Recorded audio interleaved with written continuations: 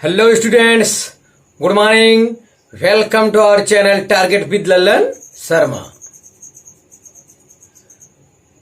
खादी के कुर्ते और टोपी पहन लेने से कोई महात्मा गांधी नहीं बन जाता है। मंत्री साहब, आप अचानक आप पधारे हैं। हमसे बगैर अपॉइंटमेंट के कोई नहीं मिल सकता। रही बात हमारी, तो हम किसी से भी कहीं भी मिल सकते हैं जब हमारा दिल चाहे।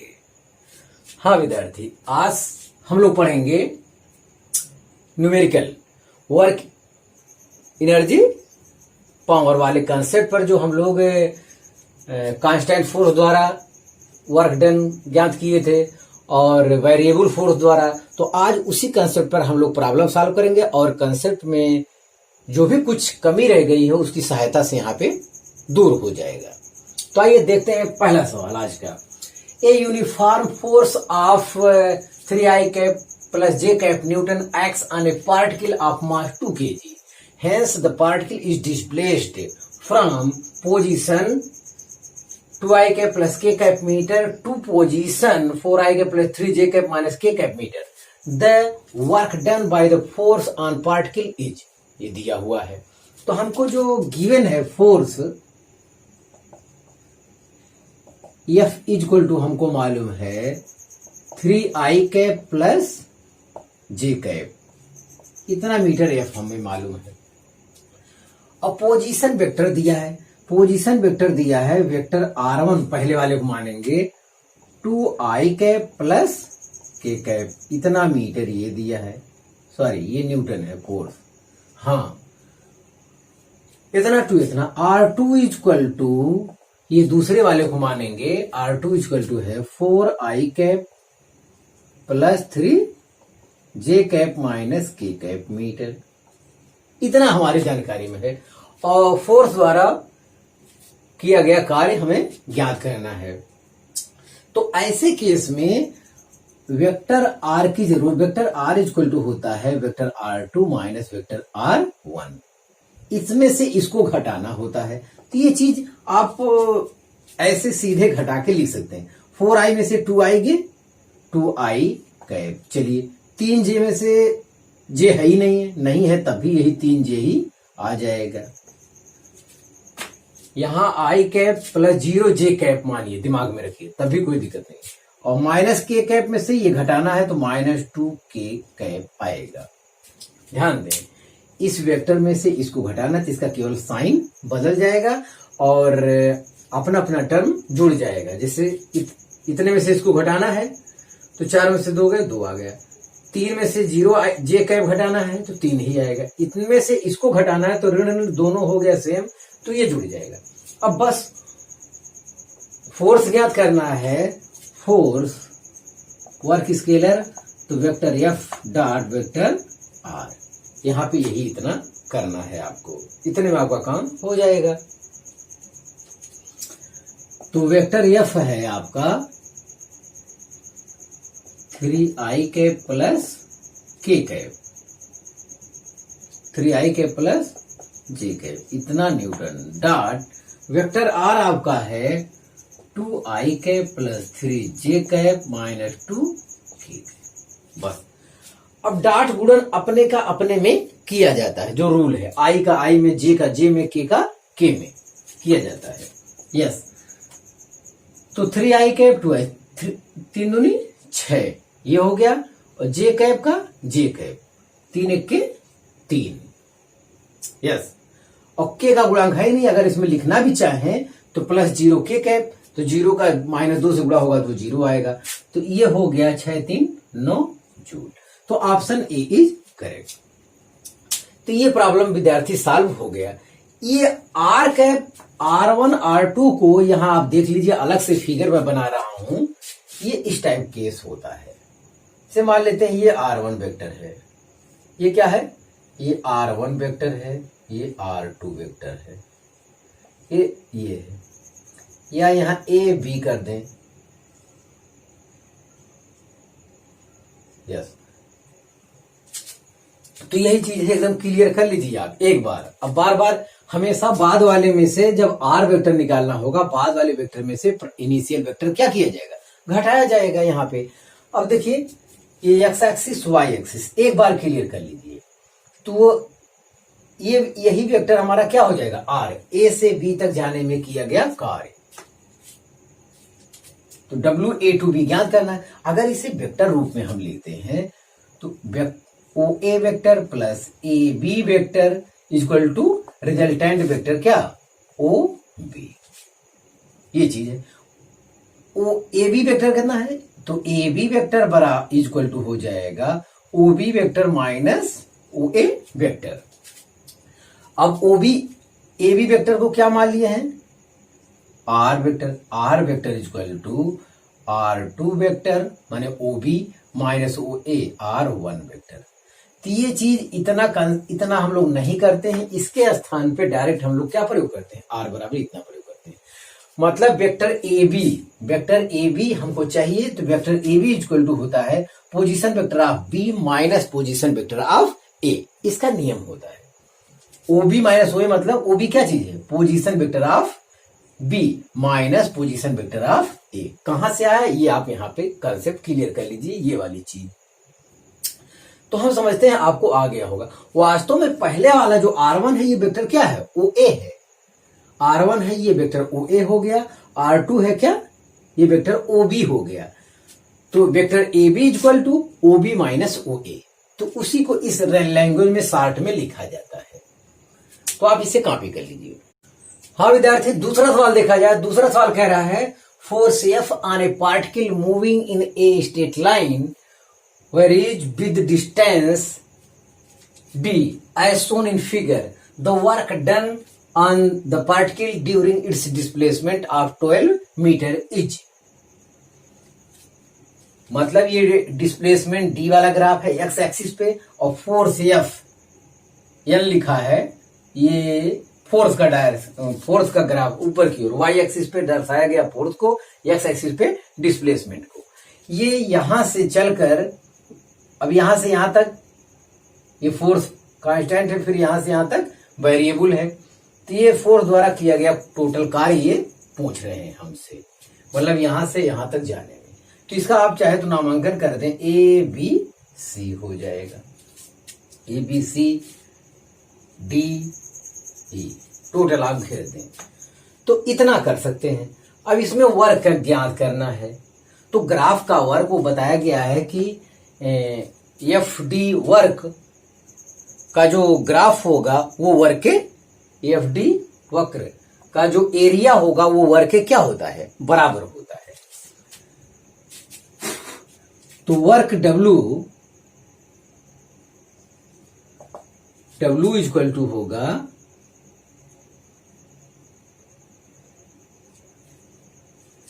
एरिया ऑफ, इसका दो तरीके से सवाल लगाने का। पहला देखिए area, AREA, area of trapezium, area of trapezium. तो इसका ट्रेपीडियम एक ऐसा चतुर्भुज जिसका दो साइड जो है पैरेलल हो और दो साइड पैरेलल ना हो, ऐसे को ट्रेपीजियम कहा जाता है। तो ट्रेपीजियम का जो एरिया निकलता है पैरेलल भुजाओं का सम करते हैं, तो ये हो जाएगा ए बी प्लस ई सी गुणे परपेंडिकुलर डिस्टेंस बिटवीन ये वाला, तो ए ई डिस्टेंस ले लेते हैं, गुणे ए ई अपॉन 2, ये एरिया का, ये डायरेक्ट लग जाएगा आपका। तो ये डायरेक्ट इससे सवाल लग जाएगा। और एक तरीका ये है, अलग अलग निकाला जाएगा, भी कर रहे हैं वो भी। तो ए बी कितना है, ए बी आपका है, देखिए यहां से यहां तक जाने में वर्क ज्ञात करना है। तो ए बी मतलब इतना डिस्टेंस हमको चाहिए, और 0 से लेकर यहां तक 7 है, 0 लेकर यहां तक 3 है, तो 7 में से 3 गए 4, तो ये हो जाएगा ए बी 4 प्लस ई सी इतना हमको चाहिए, ये वाली लेंथ, और यहां से लेके ओसी तक, ओ से लेके ओसी 12 है और ओ ई 3 है, इसका मतलब 12 में से 3 घटाना हो गया, तो ये हो जाएगा 9, 9 3 12 गुणे ए ई। इस वाई एक्सिस डायरेक्शन में क्या दर्शाया जा रहा है, फोर्स, वो ए ई कितना है 2 न्यूटन अपॉन 2। तो 2 से 2 यहां कैंसिल हो जाएगा, 9 4 13 जूल। तो 13 joule option C is correct. एक तो ये हो गया, अथवा यही सवाल दोबारा कोई लगाना चाहे तो जो इसका एरिया होता है, फोर्स और डिस्प्लेसमेंट का जो एरिया होता है ये वर्क के बराबर होता है, तो ऐसी दशा में आप इसका एरिया प्लस इसका एरिया कर सकते हो। Work equal to area A B D E plus area हो जाएगा बी डी सी, तब भी आंसर आएगा। इसका एरिया ये रेक्टेंगल है तो इतना गुणे इतना, आयत रेक्टेंगल का एरिया होता है लेंथ गुणे ब्रेथ। तो ए बी अभी हम लोग हल किए, कितना आया 4, ए बी हो गया और ये फोर्स, ये कितना 2 प्लस यहां ये राइट एंगल ट्रायंगल का जो एरिया होता है परपेंडिकुलर इंटू बेस अपॉन 2 होता है। तो ये हो जाएगा बीडी आपका 2 न्यूटन है गुणे बेस, इतना अब हमको चाहिए, इतना ट्रायंगल अलग से इतना चाहिए। तो यहां से यहां तक 12 में से 7 निकालना होगा, 12 7 के 5 अपॉन 2, तो परपेंडिकुलर गुणे बेस अपॉन 2 होता है। तो यहां से 2 2 कैंसिल हो जाएगा, 4 2 8 5 13। तो चाहे तो ट्रेपीजियम का एक साथ एरिया निकाल लीजिए, वो वर्क के बराबर हो जाएगा, चाहे तो रेक्टेंगल के area plus right angle triangle का एरिया निकाल के ऐड कर लीजिए, तब भी आंसर आएगा। तो जो आपको अच्छा लगे वो आप करिए। एक चीज और विद्यार्थी, तो ये तो सवाल हमारा सॉल्व हो गया, लेकिन एरिया में हम एक और कॉन्सेप्ट आपको बताना चाहेंगे अलग से। ये सवाल नहीं, दूसरा सवाल। मान लेते हैं कोई ऐसा एरिया दे दे, इस टाइप का कोई बना हो, मान लेते हैं इसका एरिया आपको मालूम है A1, इसका एरिया मालूम है A2, ये एक्स एक्सिस वाई एक्सिस, ये एरिया आपको मालूम है मान लेते हैं। अरे ये फोर्स का होगा, ये फोर्स का मान लेते हैं ग्राफ होगा, ये डिस्प्लेसमेंट का होगा। हाँ, तो इसका वर्क अगर आपसे पूछे work done by force equal to ये W इक्वल टू हो जाएगा A1 माइनस A2। तो ये चीज आप ध्यान दीजिएगा, कभी ग्राफ में आए तो जो ग्राफ एक्स एक्सिस के ऊपर रहेगा, फर्स्ट क्वाड्रेंट पड़ेगा, वो पॉजिटिव लिया जाएगा, उसके नीचे जो होगा वो क्या लिया जाएगा, नेगेटिव। तो net work done by force is equal to A1 minus A2। इस टाइप का कहीं ग्राफ बनता है तो आप ख्याल करिएगा, तो आप इसे कॉपी कर लीजिए। हाँ विद्यार्थी, तीसरा सवाल देखा जाए, a position dependent force F equal to 7 minus 2x plus 3x square newton x on a small body of mass 2 kg displaces it from x equal to 0 to x equal to 5 meter. Work done in joule is। ये concept आपको यहाँ पे है। तो विद्यार्थी यहाँ पे जो फोर्स है ये वेरिएबल फोर्स है, ये किस पर डिपेंड कर रहा है, ओनली एक्स पर। तो इसमें फोर्स का केवल मैग्नीट्यूड चेंज हो रहा है, डायरेक्शन चेंज नहीं हो रहा है। डायरेक्शन मतलब वो तो एक्स एक्सिस पे जा रहा है, केवल मैग्नीट्यूड चेंज हो रहा है। तो ऐसे केस में फोर्स F दिया है, छोटा सा डिस्प्लेसमेंट ले लेते हैं।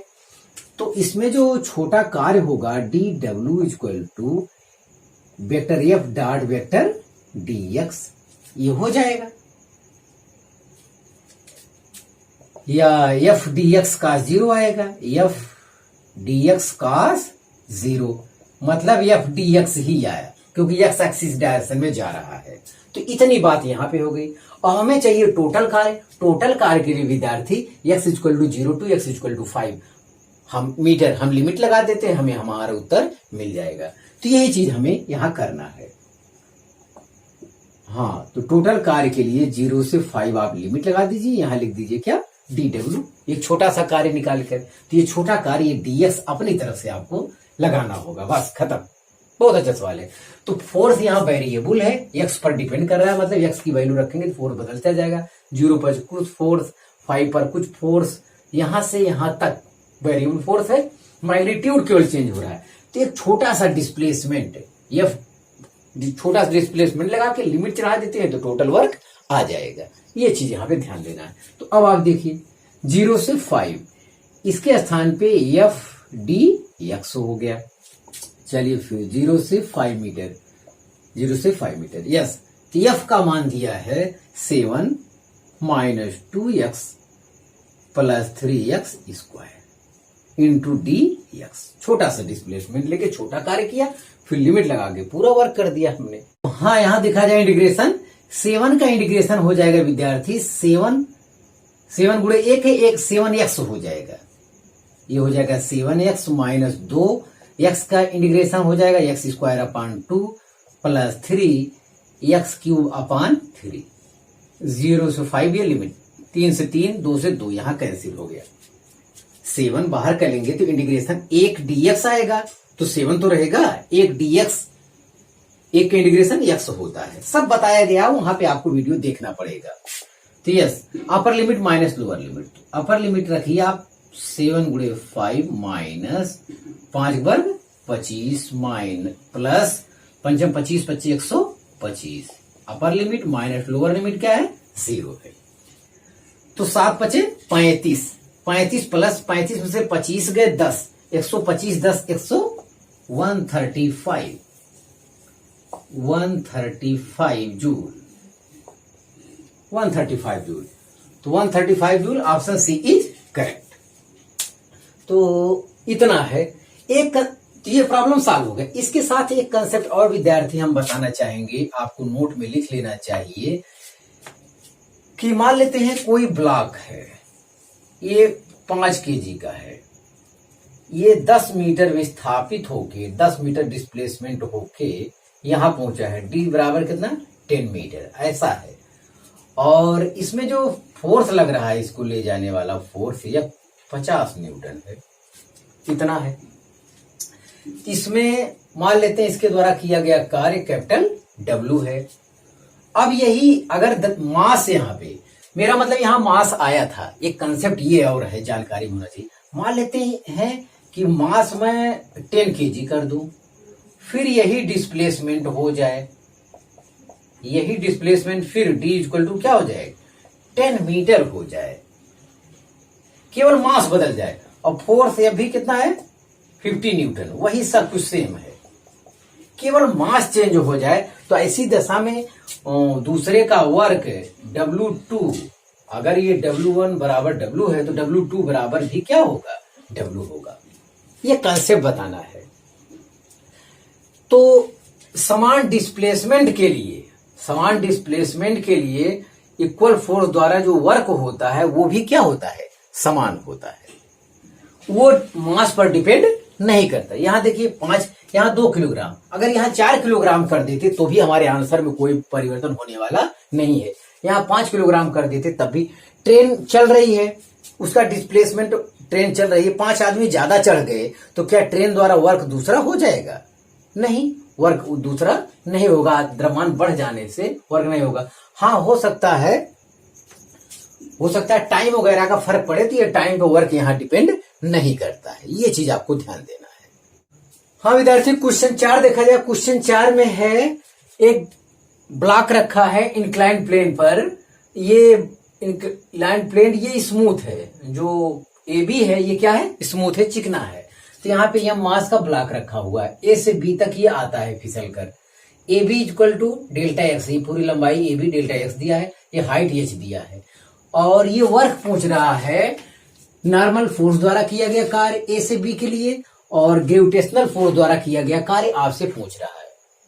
तो ये चीज ध्यान देना है। तो पहला में ये आपका आएगा normal work done, normal force द्वारा किया गया कार्य WN, पहला में A to B के लिए। इसके द्वारा किया गया कार्य क्या होगा? 0 होगा, क्योंकि ये ब्लॉक यहां रखा है। नॉर्मल फोर्स यूं ऊपर कार्य करेगा नॉर्मल फोर्स, और ये डिस्प्लेसमेंट क्या होगा? ऐसा। तो फोर्स और डिस्प्लेसमेंट के बीच जो एंगल होगा वो कितना? 90 डिग्री होगा। तो यहां पे जो होगा F नॉर्मल फोर्स N गुणे डेल्टा एक्स कॉस क्या 90 इज इक्वल टू 0। तो ये नॉर्मल फोर्स द्वारा किया गया कार्य क्या होगा? 0 होगा। Work done by normal force for A to B के लिए नॉर्मल फोर्स द्वारा किया गया कार्य जीरो होगा इंक्लाइंड प्लेन में। हाँ ये चिकना है भाई रास्ता, बस इतना हो गया। तो ये फोर्स जीरो क्यों, नॉर्मल फोर्स द्वारा किया गया कार्य जीरो क्यों है? क्योंकि यहाँ फोर्स और डिस्प्लेसमेंट परपेंडिकुलर है। ये तो वजह हो गई। चलिए, work done by gravitational force,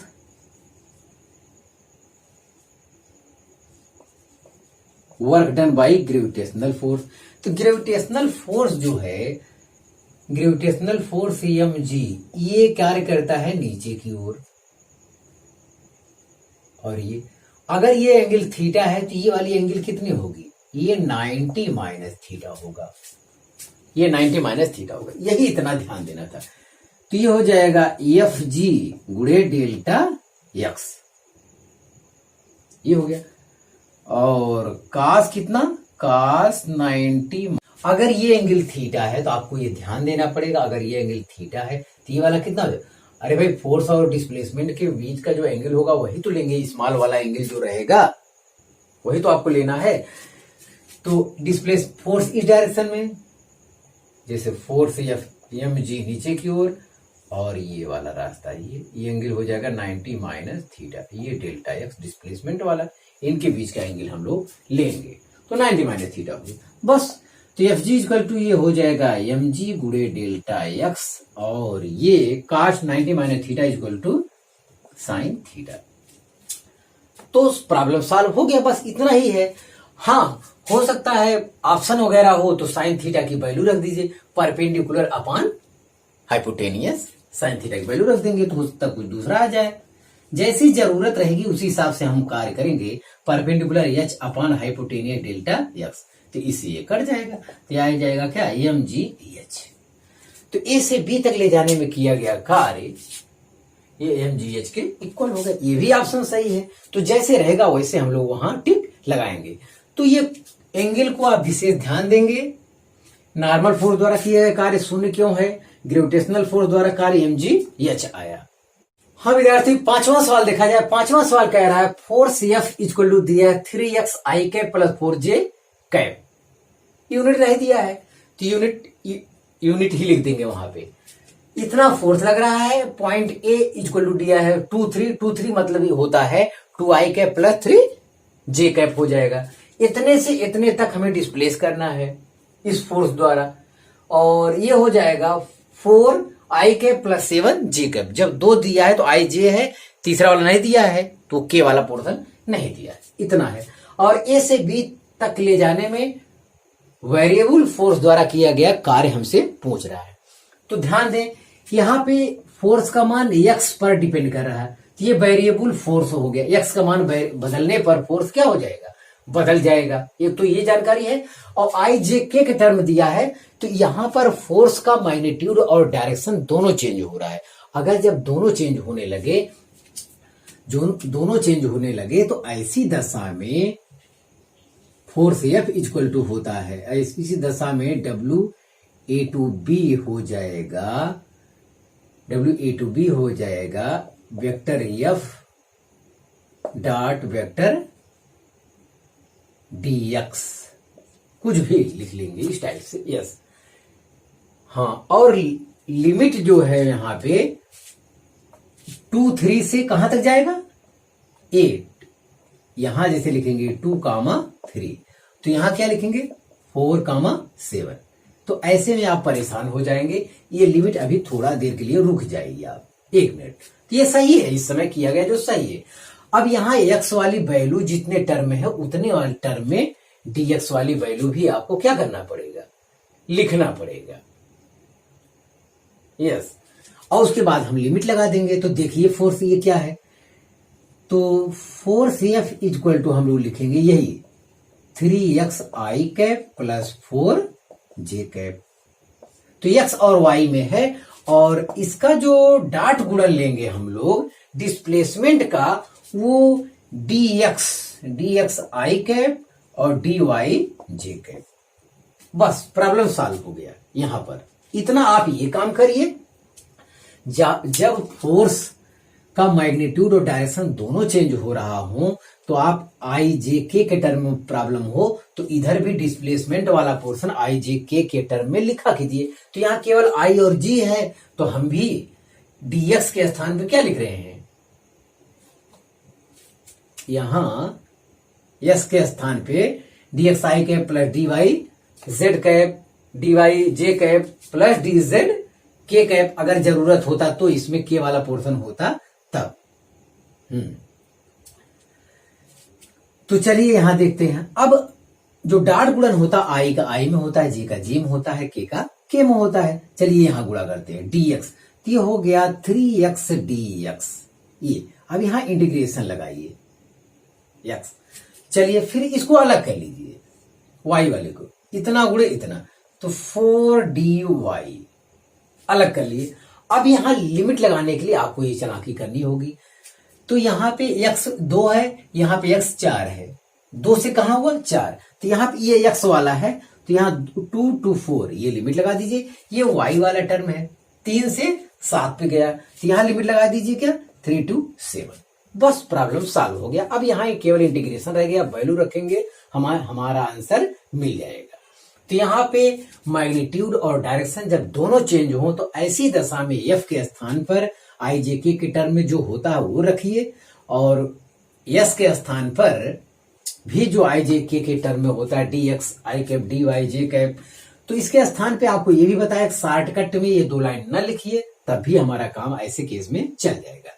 x का 3x dx अपने तरफ से लगा दीजिए, लिमिट x वाला 2 to 4। जल्दी से ऑप्शन अगर हल कर रहे हैं तो ऐसा डायरेक्ट कर दीजिए।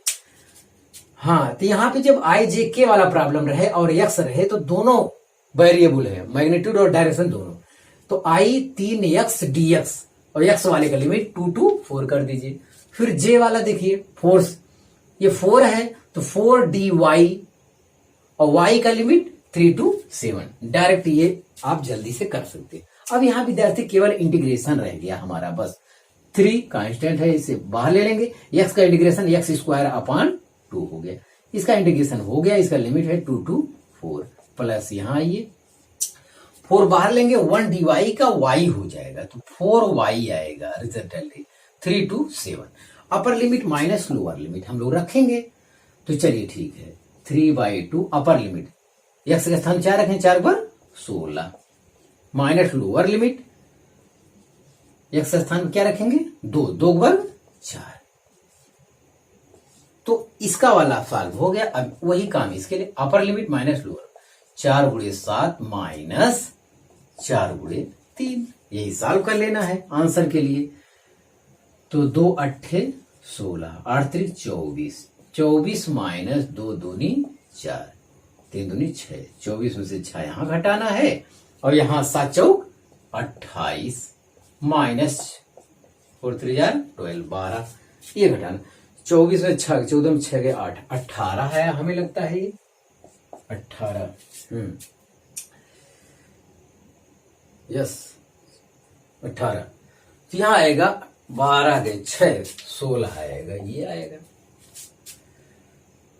16 आएगा। 8 से 2 गए 6 और 2 में से गए, यस। अब इसको जोड़ लेंगे, 8 6 14 4 हासिल 1 2 1 3 34 यूनिट है। यूनिट क्यों? क्योंकि यहां अगर न्यूटन वगैरह नहीं दिया रहेगा, यहां मीटर नहीं दिया रहेगा, तो यूनिट ऐसे लिख देना चाहिए। हाँ, यहाँ पे न्यूटन दे दे, इतने मीटर टू इतने मीटर डिस्प्लेस करने में फोर्स द्वारा किया गया वर्क डन, ऐसा पूछे तो यहाँ जूल हम यूनिट लगाएंगे। तो ये आपका सोल्यूशन हो गया। तो यहाँ पर मैग्नीट्यूड और डायरेक्शन दोनों चेंज हो रहा है, तो ऐसे केस में प्रॉब्लम सॉल्व करने का ये तरीका आपको कंसेप्ट में बताया जा चुका है, तो आप इसे कॉपी कर लीजिए। हाँ विद्यार्थी, देखा जाए 6वां सवाल देखा जाए, a particle is shifted from point इतने मीटर टू पॉइंट इतने metre under the simultaneous action of several forces, 2 of them are F1 equal to इतना and F2 equal to इतना, find the work done by the resultant of these two forces। तो 2 force दिया, इनका resultant हमको चाहिए, resultant force द्वारा किया गया कार्य। तो चलिए पहले रिजल्टेंट फोर्स लिख देते हैं। रिजल्टेंट फोर्स ये वेक्टर फॉर्म में है, तो F1 प्लस F2 हो जाएगा, vector F1 plus vector F2, ये हमको दिया गया है। हाँ, तो ये F1 आई का आई में जोड़ लीजिए आप, 2 आई यहाँ 1 आई, ये हो गया 3 आई कैप, और जे वाला पोर्शन जोड़िए दोनों, 3 जे कैप माइनस 2 जे प्लस जे कैप ही केवल आ रहा है, के कैप जोड़िए 2 के कैप माइनस के कैप तो ओनली आएगा क्या, के कैप। ये नेट फोर्स आ गया। अब डिस्प्लेसमेंट हमको चाहिए, जो हमें R1 इक्वल टू विद्यार्थी दिया हुआ है वो है 0 0 1, इसका मतलब है 0 आई कैप प्लस 0 जे कैप प्लस 1 के कैप, इतना दिया है R1। And R2 equal to दिया है इतने मीटर से इतना मीटर, तो 1 है तो आई cap plus J cap plus 2 के कैप। R1 R2 यहां से यहां तक विस्थापित करता है, शिफ्ट करता है। तो ऐसे केस में हमें चाहिए तो R, vector R equal to होता है vector R2 minus vector R1। ये कैसे होता है ये हम बता चुके हैं। तो इसमें से इसको घटाना है, तो 1 में से 0 गए 1 ही आएगा, तो आई कैप, जे कैप माइनस 0 जे कैप तो जे कैप ही आएगा, और 2 में से 1 गए 1, मतलब यहां आएगा के कैप। R वेक्टर इतना आया, फोर्स आ गया। अब वर्क पूछा है, अब कोई दिक्कत नहीं है। तो मतलब ये है कि इसलिए सवाल ये बताया गया, अगर कई फोर्स दिए गए हैं तो उसका क्या करेंगे हम लोग, पहले नेट फोर्स ज्ञात करेंगे। 2 फोर्स 3 फोर्स दिया तो उसमें परेशान होने की जरूरत नहीं है। यस, तो ये हो जाएगा vector F dot vector R. Yes, तो वेक्टर एफ इक्वल टू है आपका, ये आया है नेट फोर्स जो आया है 3 आई cap plus J cap plus K cap dot ये आर वेक्टर आया है I cap plus J cap plus K cap, और डॉट गुणन हम लोग जानते हैं, आई का आई में, जे का जे में, के का के में होता है। तो आई का आई में तो ये 3 हो जाएगा, जे का जे में 1 हो जाएगा, के का के में 1 हो जाएगा, तो 3 2 5 जूल। तो ये आपका रहा सवाल, तो आप इसे कॉपी कर लीजिए। हाँ विद्यार्थी, 7वां सवाल देखा जाए, बहुत अच्छा सवाल है। ये कह रहा है, थोड़ा शॉर्टकट में लिखा है, 30 Newton force acting along the vector I cap plus J cap plus K cap. इतना न्यूटन फोर्स जो है इस वेक्टर के अलोंग कार्य कर रहा है, लग रहा है। इफ ए इक्वल टू इतना, बी इक्वल टू इतना, तो ए से बी तक फोर्स द्वारा किया गया कार्य आपको ज्ञात करना है, वर्क ज्ञात करना है, ए से बी। तो चलिए यहाँ पे R1 यहाँ पे वेक्टर दिया हुआ है विद्यार्थी, R1 दिया है 2 आई कैप 3 जे कैप प्लस 4 के कैप। अगर कहीं पे 2 3 4 इस टाइप से दिया हो तो इसी टाइप से आपको लिखना होगा। और R2 इक्वल टू दिया हुआ है 3 5 8, इसका मतलब है ये 3 आई कैप प्लस 5 जे कैप प्लस 8 के कैप, इसका मतलब होता है।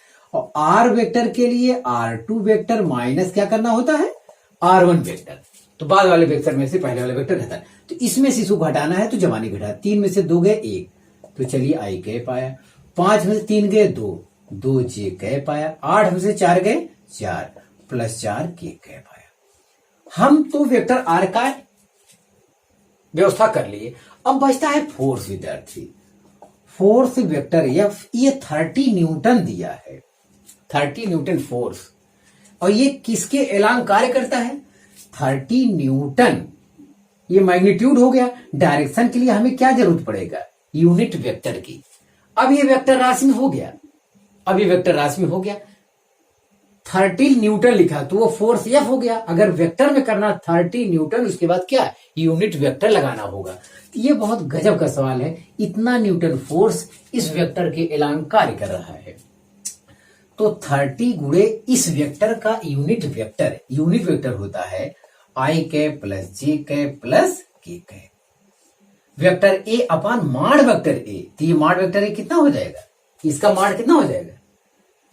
अरे भाई, यदि vector A equal to I cap plus J cap plus K cap ऐसा है, तो माड वेक्टर ए कितना होता है, अंडर रूट आई के गुणांक का वर्ग 1 का वर्ग 1 प्लस 1 का वर्ग 1 का वर्ग 1, ये आएगा अंडर रूट 3। तो जिनको भूल गया है वेक्टर तो विधिवत अध्ययन करना चाहिए। तो ये रहा हमारा सवाल।